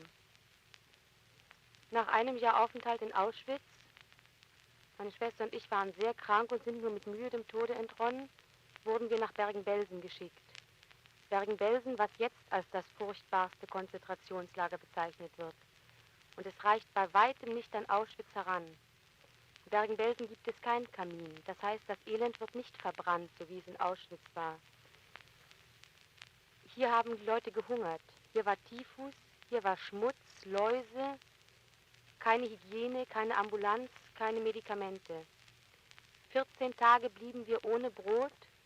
Verpflegung war Rüben mit Wasser, ohne Salz. Endlich am 15. kam die Befreiung, auf die wir 3 Jahre lang gehofft haben. Noch können wir es nicht begreifen, noch glauben wir zu träumen. Wir sehen die Engländer durch das Lager fahren, Menschen, die uns nichts Böses wollen, Menschen, die uns helfen wollen. Wir können es nicht begreifen. Man hat Wasser gebracht, Wasser. 3 Wochen waren wir ohne Wasser. Die Menschen sind verdurstet. Heute früh ist noch eine Kameradin von mir gestorben, angesichts der Befreiung. Meine Eltern sind auch dabei kaputt gegangen. Aber wir blicken jetzt vorwärts, wir sind voller Hoffnung, voll neuen Mutes. Wir sind befreit. Hoffentlich werden wir doch noch irgendwelche Verwandte wiedersehen. Diese Aussage, Anita, zählt mit absoluter Sicherheit zu den allerersten Zeitaussagen nach der Befreiung. Und ich denke, das ist wahrscheinlich die erste öffentliche ausgestrahlte Bericht in deutscher Sprache überhaupt ist. Über die Inhalte, worüber Sie sprechen, hinaus ist, was sehr Wichtige an dieser Aussage, ist, dass dadurch Ihre Schwester Mariana von dem Überleben von Ihnen und Ihrer Schwester erfahren hat. Können Sie sich vorstellen, meine Schwester hat nicht geglaubt, dass wir noch leben. Und das wurde gesendet, da gab es solche Suchsendungen. Und jemand, ihre Nachbarin, hat gehört, dass meine Schwestern leben noch. Und das wurde immer wiederholt. Und dann hat die Marianne gehört, dass wir noch leben. Ich meine, es war eine solche Überraschung. Niemand hat damit gerechnet. Ja. Natürlich, nachdem Anita und Renate erfahren haben, oder gleichzeitig, beidseitig die Geschwister dann erfahren haben, die Schwester, dass sie alle noch am Leben sind. Das Erste, Natürlichste war natürlich die Erwartung, dass man dann schnell zu Mariana dann gelangen konnte. Aber es kam ja ganz anders. Wir sehen ja hier ein sehr interessantes Dokument. Sie haben ja auch hier darüber erzählt. Das ist ja etwa 1 Monat, nachdem dieser Interview dann aufgenommen wurde. Und Sie arbeiten dann im Lager in Bergen-Belsen. Und hier steht es, dass Sie arbeiten ja als Interpreter. Also wie kam es dann dazu, dass Sie eben wenige Wochen nach der Befreiung eben so eine Tätigkeit ausgeübt haben? Das ist auch ziemlich unverschämt im Grunde, denn ich habe gar nicht Englisch gekonnt. Aber nach der Befreiung haben die Engländer verzweifelt Menschen gesucht, die Englisch sprechen können. Und meine Schwester die war auf einer Schule, wo man nur Englisch gelernt hat. So, die ist also ein Interpreter geworden und ich habe angefangen, mich zu langweilen. Ich bin befreit, ich habe nichts mehr zu tun. Da sagt mir meine Schwester, du kannst auch Dolmetscherin werden. Er sagt, ich kann doch nicht Englisch, das schadet nichts, du kannst ruhig Dolmetscherin werden. Also ich war wohl die einzige Dolmetscherin in der Welt, die Sprache nicht gekonnt hat, die sie hat dolmetschen müssen. Aber das irgendwie Englisch ist eine Sprache, die man sehr schnell aufschnappen kann, so das Fundamentale. Heute weiß ich, dass Englisch eine sehr komplizierte Sprache ist. Aber jedenfalls, lange Rede, kurzer Sinn. Ich bin in einem Büro gelandet von den Engländern und habe Berichte abtippen müssen. Tippen kann ich auch nicht, also so mit 2 Fingern nicht. Aber wissen Sie, ich habe so viel Englisch gehört, ich habe dann schon bald verstanden, was hier los ist. Ja, und dann haben wir gearbeitet, das war auch sehr glücklich, das sagt man nicht auf Deutsch. Es war gut, dass wir für die Engländer gearbeitet haben, denn wir haben ein spezielles kleines Dolmetscherhaus gehabt und wir hatten gewisse Vorteile, wie zum Beispiel, wir durften früh das Offiziersbad benutzen und wir durften dies und jenes, was andere nicht konnten. Und ich durfte aus dem Lager raus und wieder zurück und so weiter. Und ich habe diese ganzen kleinen Zettel in meinem Buch aufgehoben, was wir so alles durften, nicht wahr? In Ihrem Buch sind auch wieder eindrückliche Briefe, die Sie an Ihre Schwester geschickt haben, die Marianne dann aufgehoben hat. Und darin wird Ihre Situation und Gemütslage, auch eine ganze Menge Frustration in diese ersten Monaten in Belsen. Aber es gibt auch manche glückliche Momente, die eben in diesen Briefen dann zur Sprache kommen. Und den schönsten womöglich ist das Moment, wo Sie dann wieder ein Cello erhalten haben. Ich glaube, es war Mitte Juni 1945. Und wir möchten ganz gern mal diese Passagen aus dem Buch mal vorlesen. Also ich habe natürlich alle Engländer verrückt gemacht nach einem Cello. Also die Anita muss unbedingt ein Cello haben. Aber anständig bin ich, habe ich gesagt, nimm nicht einem Cellisten das Cello weg. Ich weiß, wie sich das anfühlt. Also irgendein Cello muss gefunden werden. Also ich schreibe am 17. Juni. Meine geliebte Marianne, ich schreibe in aller Eile, denn ich bin in grässlicher Aufregung. Ich komme heute mit Renate vom Frühstück zurück in unser Zimmer und was ich sehe, auf meinem Bett liegen, ganz einfach auf meinem Bett liegen. Du darfst dreimal raten. Es ist wieder Sonntag, der 3. Glückssonntag. Der erste war die Befreiung am 15. April, der zweite war dein erster Brief vom 20. Mai und der dritte ist heute, 17. Juni. Hast du es schon geraten? Ich habe ein Cello. Der Spender ist dieses bereits von mir erwähnte hohe Tier. Er hat nur gewusst, dass ich Cello spiele und heute hat er mir diese Überraschung gemacht. Ich bin einfach sprachlos. Er hat sämtliche nur vorhandene Bürgermeister Hamburgs, Hannover und anderer umliegender Städte rebellisch gemacht. Ja, dass ich ein Sonntagsglückskind bin, ist wohl klar wie Kloßbrühe. Und obendrein ist es ein gutes Cello. Also wenn ich das zurückdenke, ich habe es weggeschmissen dann. Mit schönem Ton. Marianne, ich bin halb verrückt. Bitte schicke so bald als irgend möglich Seiten. A, D, G und C. Kolophonium, ich glaube, Rosin heißt es auf Englisch, und die von mir bereits gefragten Noten. Solltest du vielleicht Seiten und Kolophonium vor den Noten bekommen, schick es bitte extra. Warte nicht, bis du alles zusammen hast. Das Cello hat Seiten, aber stark ramponierte und ich muss vorsichtig damit umgehen. Ich zapple vor Ungeduld. Mein Cello lacht mich aus der Ecke einer an. Meine steifen Finger brauchen notwendig Tonleitern, also ran an den Speck. Schreib bald, Dank für alles. Und kurze Zeit später, nachdem Sie diesen Brief geschrieben haben, haben Sie sogar dann ein Konzert mit italienischen Musikern dann gespielt, die als Kriegsgefangene in einem Lager in der Nähe von Belsen befanden. Ja. Wie kam es dazu? Da gab es eine Lady Montgomery in Belsen, deren Aufgabe es war, die war Entertainment Officer. Die musste versuchen, Sachen zu finden, die Soldaten zu unterhalten. Und die hat mich in ihr Büro gerufen und hat gesagt, hier gibt es ein italienisches Kriegsgefangenenlager und da sollen 3 Musiker sein. Fahren wir da mal hin und gucken uns die Leute an. Und das haben wir auch getan. Und da waren wirklich 3 Musiker. Einer war Giuseppe Selmi, der war der erste Cellist von Radio Rom, dann ein sehr guter Pianist und ein Sänger. Lange Rede, kurzer Sinn, obwohl wir ziemliche Sprachprobleme hatten, haben wir eine Art Konzertgruppe gegründet und sind dann in verschiedenen Lagern rumgefahren, um die Gefangenen, die befreiten Gefangenen, die aber noch da waren, zu unterhalten. Ja. Hier haben wir auch ein Programmheft, wo Sie dann zusammen mit Giuseppe Selmi Ich hatte dieses Cello, was wirklich ein entsetzlich schlechtes Cello war. Und Giuseppe Selmi, der Cellist von dem italienischen, sein Cello war noch schlechter. Und als wir diese Konzerte gemacht haben, habe ich ihm immer mein Cello geborgt für seine Solostücke. Und dann hat er mir es wieder zurückgegeben für meine Solostücke. Also mit dem war ich lange Jahre befreundet, ja. Im September 1945 sind Sie dann als Zeitzeugen im Lüneburger Prozess dann aufgetreten gegen Josef Kramer, der war ja Lagerkommandant von Auschwitz und von Bergen-Belsen. und auch gegen 44 weitere Kriegsverbrecher. Hier sehen wir auch ja Ihren Ausweis, dass Sie ja als Zeitzeuge und auch als Anklagender dann auftreten dann im September 45. Das ist die allererste Gerichtsverfahren gegen Kriegsverbrecher, deutsche Kriegsverbrecher.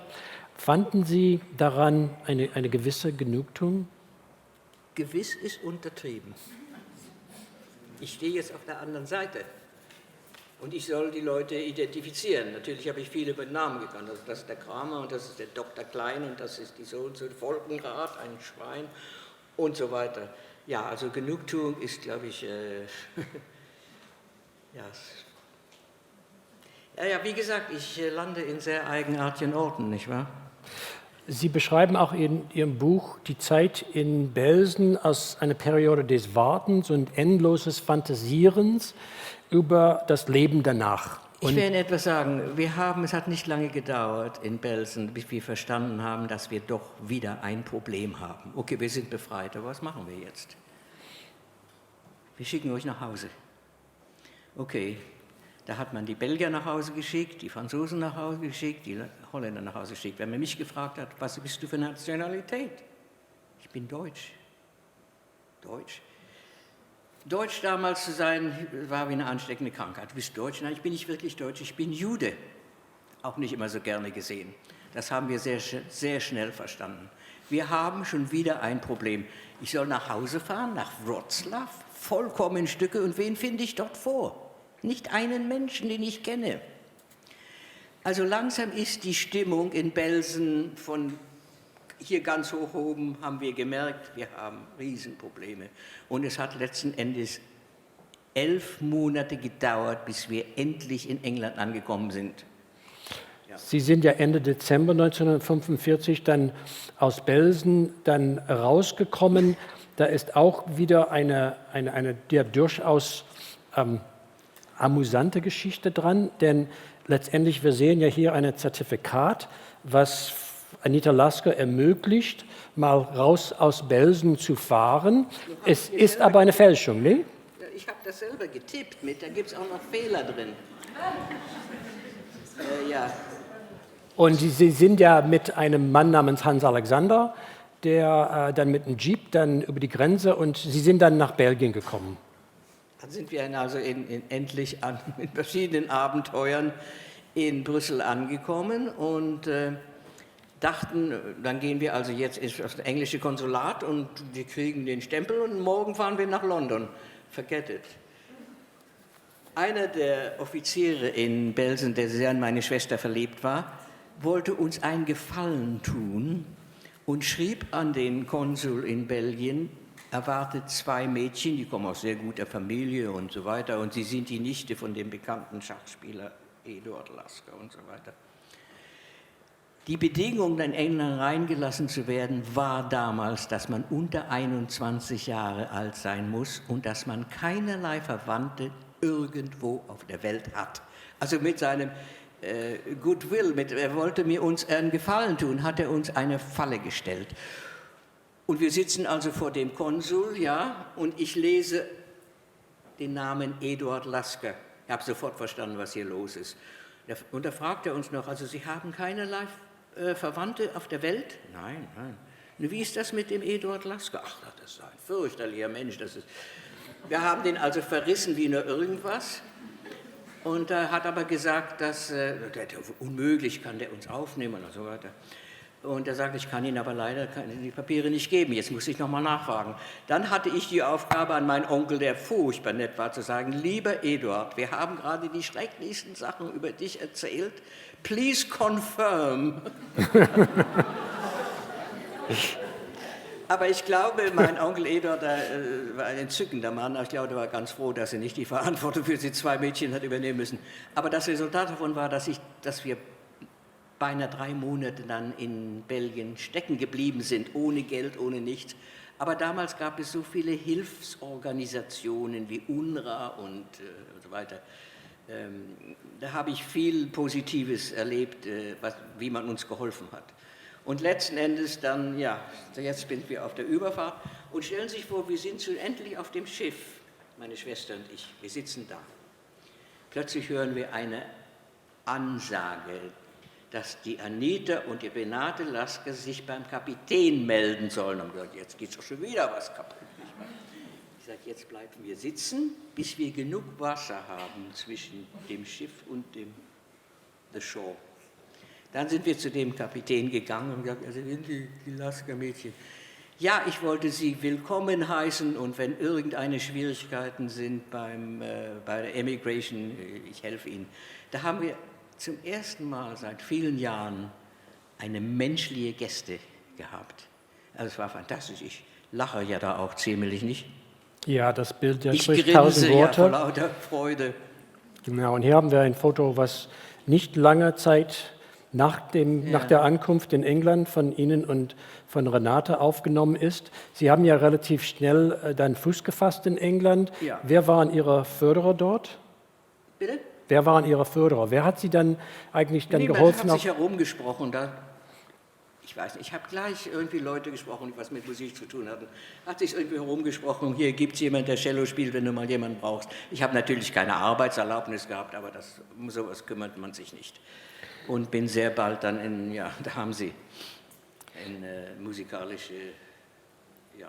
Genau, und das ist ja noch nicht der English Chamber Orchestra. Das ist es aber nicht, das Englisch. Genau, das ist ja, aber Sie sehen hier, ich glaube, das Bild ist ja auch dem Jahr 1906 oder 47, wo Sie dann hier mitspielen. Und dann kam es dann zu dem ersehnten Wiedersehen mit Ihrer Schwester Mariana, die in der Mitte ist.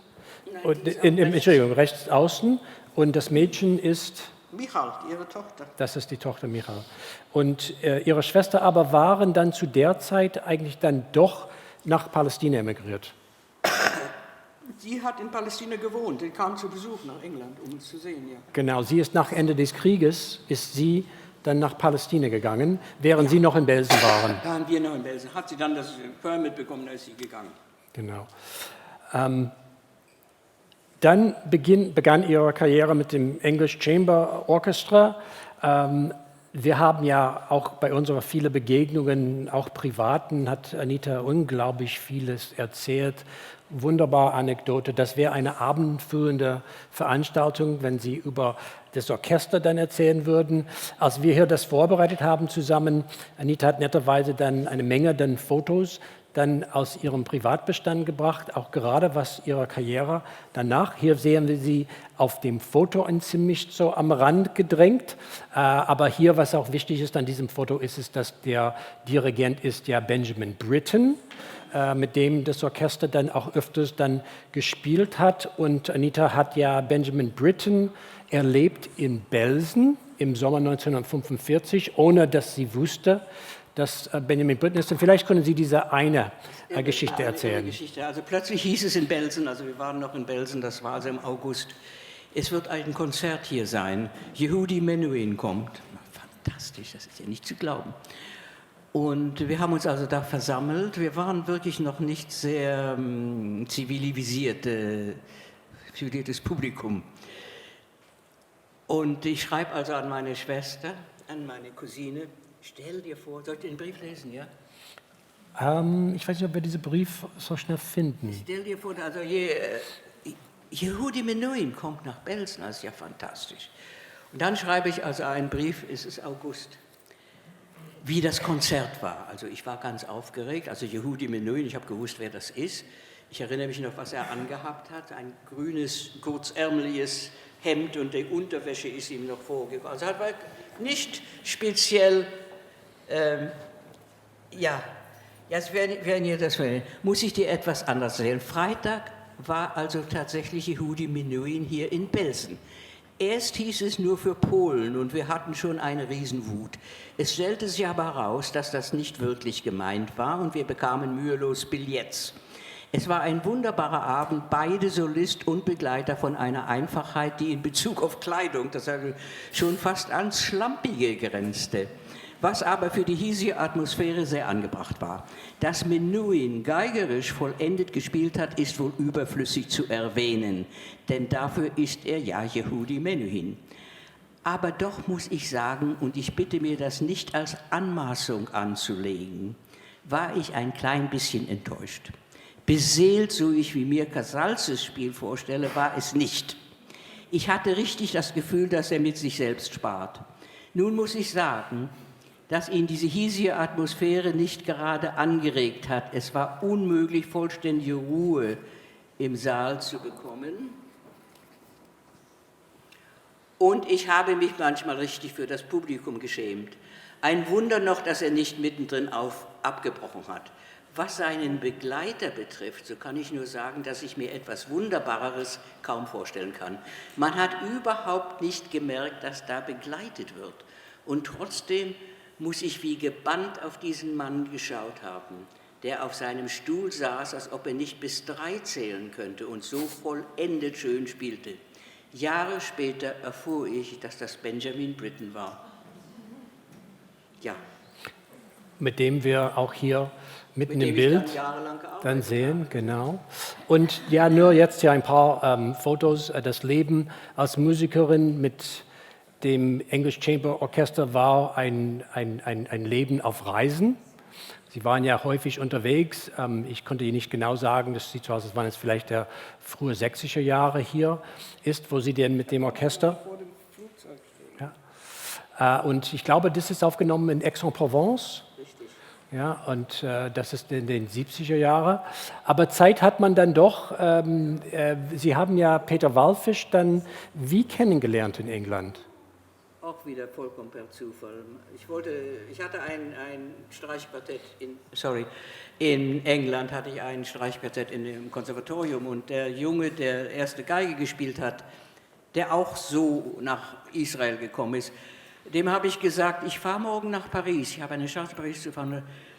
Er sagte mir, weißt du, da ist jemand, den solltest du kennen, der heißt Peter Wallfisch. Ach so, natürlich kenne ich den aus der Schule. Und gib mir seine Adresse. Und ich hatte absolut nicht die Absicht, ihn zu besuchen. Aber ich spaziere also da in Paris herum, zum ersten Mal geradezu irrsinnig schön. Und esse Bananen, das hat man nicht gesehen seit Jahren. Und komme per zufällig an dem Hotel vorbei, wo dieser Peter Wallfisch gewohnt hatte. Und da gehst du doch mal rein. War aber nicht da. Da habe ich eine gelassen, de la part de Anita Lascaredia Schule, ja, und habe mir nicht gedacht, dass ich da noch mal hingehen werde. Aber ich bin noch mal dort vorbeigekommen. Da hat er ganz in der Nähe von Avenue de l'Opéra gewohnt. Und diesmal war er da. Ja. And the rest is history. Sie haben dann 2 Kinder bekommen, Raphael und Maya, hier auf den Bildern links und rechts, die hier sitzt, genau.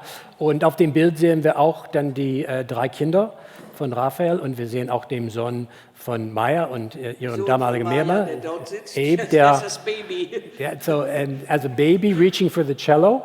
Und also und wir schätzen mal, dass das vor etwa 21, 22 Jahren wurde dieses Bild aufgenommen. Ich glaube, meine Damen und Herren, Sie ahnen ja, dass der musikalische Gene auch weitergegeben würde auf eine wirklich so sehr starke Art und Weise. Raphael ist eine weltberühmte Cellist. Seinem Sohn Simon, der heute dann doch nicht da ist, habe ich so viel, ist er da? Simon is here. Hi Simon. Simon ist auch right at the very back. Also auch ein sehr, sehr gifted Cellist, aber ist auch ein wunderbarer Sänger, Bariton, der studiert hat hier in Berlin und in Leipzig. Und spricht Deutsch. Und spricht Deutsch, ja, wirklich besser als ich. Und wir sehen auch dann seine Schwester Johanna, die Flautistin und auch Sängerin ist, und auch dann ihr Bruder Benjamin, der Komponist ist und heute sehr, sehr große Erfolge hat. Ich glaube, der hat einen Oscar dann gewonnen für einen Soundtrack zu Blade Runner 2049, glaube ich, war das. Also hier wirklich ein sehr glückliches Familienbild. Anita, Sie sind aber erst 1994 nach Deutschland zurückgekommen. Ja, Sie wissen das besser als ich, Sie haben das ja öfters erzählt. Sie haben ja mit dem Orchester, immer wenn das English Chamber Orchester ist nach Deutschland gekommen, Sie haben sich absolut verweigert, nach Deutschland mit dem Orchester zu reisen. Okay, also dann kam folgende Situation. Wir haben als Orchester jeden Monat so eine Art Stundenplan bekommen, steht da also Amerika, Italien. Und da stand da Soltau und Celle. Und das sind Orte ganz in der Nähe von Belsen. Und da habe ich mir gedacht, weißt du willst dir doch mal nochmal anschauen, was ist aus diesen Belsen geworden. Ich rief also das Orchester an und sagte, liebe Leute, diesmal komme ich mit. Da haben sie schon Riesenangst gehabt, dass ich hier mit einem Schießgewehr ankomme und alle Leute beschieße. Nein, sagte ich, will nicht mal mit jemandem sprechen. Ich will sehen, was aus dem Lager geworden ist. Okay. Ich komme also zum ersten Mal nach Deutschland, sieht eigentlich so aus wie überall woanders, aber da ist etwas, wir haben uns da versammelt in Celle, wo das erste Konzert sein sollte, es sollte Probe sein und die Notenständer waren nicht da. Da habe ich mir gedacht, hier klappt nicht mehr alles so genau. Und wir warteten also auf die Notenständer, mit dem Resultat, dass ich da gesessen habe und geraucht habe, you don't have to tell anybody. Und irgendwie hat sich herumgesprochen, die Frau, die da sitzt, die war mal hier im Lager, glaube ich, und so weiter. Kommt ein junger Mann an mich heran, verbeugt sich, offensichtlich ein Deutscher, und sagt, ich höre, Sie wollen ins Lager fahren. Man braucht ein Auto, ja, um von Celle nach Belsen zu fahren. Jetzt kam für mich der kritische Moment. Ich bin nach Deutschland gekommen, nicht mit einem Deutschen zu sprechen. Es steht aber ein Deutscher vor mir, der mit mir spricht. Da war meine erste Frage etwas, was man ja normalerweise nicht tut. Ich habe ihn gefragt, wie alt er ist. Nach dem Krieg geboren. Und das war für mich sozusagen eine Sternstunde. Dann habe ich mir gedacht, jetzt bin ich nicht so blöd, wie diese anderen Leute waren. Der Mann braucht mir nicht zu erzählen, dass er kein Nazi war, denn er war überhaupt noch nicht auf der Welt. Was sein Vater war, interessiert mich schon nicht. Und habe mir gesagt, okay, morgen fahre ich zwar mit meinen Kollegen, aber übermorgen fahre ich mit Ihnen. Lange Rede, kurzer Sinn, ich bin heute noch mit dem Mann in Verbindung als guten Freund. Ja, so ist das. Ich will nicht mit dir sprechen, du bist Deutsch und so weiter. Und auf dieser Reise ist vieles geschehen, was eigentlich mir mein Leben umgedreht hat. Es ist zu lang, Ihnen das alles in Detail zu erzählen, aber ich wollte dann auf den Friedhof fahren. Wissen Sie, Belsen ist abgebrannt worden. Wir sind alle in ein frühes Militärlager gebracht worden. Und da gab es einen Friedhof, denn Tausende von Menschen sind nach der Befreiung gestorben. Ich wollte auf diesen Friedhof und letzten Endes haben wir ihn auch gefunden. Und da stand eine Gruppe von Menschen da, ein Rabbiner und viele Leute in Uniform und so weiter und ein paar Zivilisten. Und jetzt ist etwas Irrsinniges geschehen. Ich nähere mich dieser Gruppe, da kommt der Rabbiner an mich ran und sagt, du bist doch die Anita. Ich spreche jetzt von 40 Jahren nach der Befreiung, ja? Spielst du noch immer Cello? Fragt er mich, sage ich, ja, ich spiele noch immer Cello. Cello hat mich hierher gebracht und so weiter. Und dann kommt diese Unterhaltung, da habe ich zum ersten Mal Zeugen gehabt, dass was ich erzähle nicht erfunden ist, wissen Sie? Ja, du bist da, was machst du? Und so weiter. Ich werde den anderen Leuten vorgestellt, eine davon hieß Dr. Rahe. Das war ein ganz junger, wahrscheinlich noch Student vielleicht, Geschichtsstudent, dessen Aufgabe es war, aus Belsen, in Belsen, wo nur eine Art Hütte war, das Museum, eine Gedenkstätte zu bauen. Und als ich ihm vorgestellt wurde, sagte er mir, mein Gott, ich suche nach Leuten, wir suchen nach Augenzeugen. Da sind mir die Schuppen von den Augen gefallen. Ich habe gesagt, ich kann hier einen besseren Beitrag leisten, indem ich mich engagiere, als in England zu sitzen und die Deutschen zu hassen. Und seither, jahrelang, habe ich natürlich Verbindung mit dem Museum. In der Zwischenzeit ist, glaube ich, das 3. Museum, was sie dort aufgebaut haben. Und ich war immer bei der Eröffnung dabei und die haben fantastische Sachen dort gemacht. Und Dr. Ra ist immer noch da. Jetzt ist er ein älterer Herr geworden. Ja, der leitet die Gedenkstätte. Und ja. Eigentlich daraufhin ist auch der Schlüssel, Sie haben Ihr Buch dann 1996 geschrieben, eigentlich ein Buch, wie in vielen Fällen von Überlebenden, ein Buch für die Kinder letztendlich. Ja, absolut für die Kinder. Aber sind Sie dann seit dann eigentlich als Zeitzeugen dann engagiert, sowohl in Deutschland als auch in England? Wenig in England. Aber genügend, um eben so the member of the British Empire zu erhalten von Königin Elizabeth. Die hat ihr Sohn dann vorgeschickt, um Ihnen das dann zu geben. Auch eine interessante Begegnung hier. Und Sie waren dann aber mit Queen Elizabeth in Bergen-Belsen zum 70. Jahrestag der Befreiung. Ich kenne die Familie sehr gut. 2 Jahre später, 2016, sind Sie und Ihre Schwester Renate hier in diesem Haus unten im Glashof dann mit dem Preis der Toleranz und Verständigung unseres Hauses ausgezeichnet worden.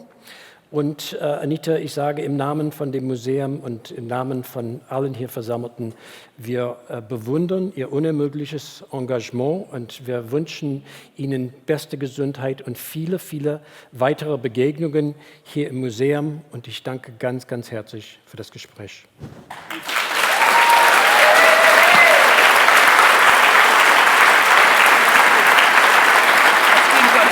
Fabulous, yeah.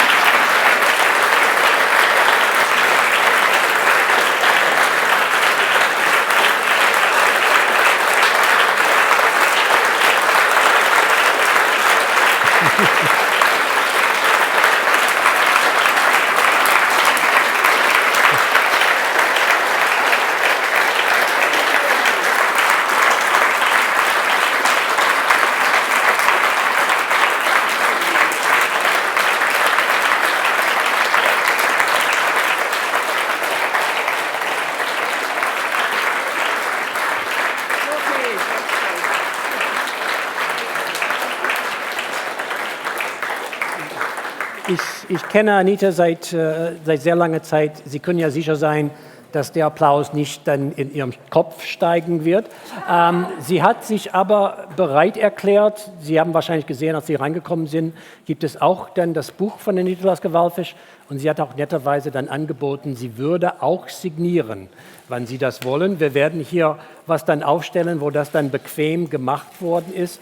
Also ich danke Ihnen alle, dass Sie mit uns dieses Gespräch dann gelauscht haben und dass wir alle gemeinsam dieser Schwitzbad dann ausgehalten haben. Also wir wünschen einen sehr schönen Abend und auf Wiedersehen beim nächsten Gespräch. Wenn Sie nicht genügend heute hatten, kommen Sie dann auch wieder morgen. Vielen Dank.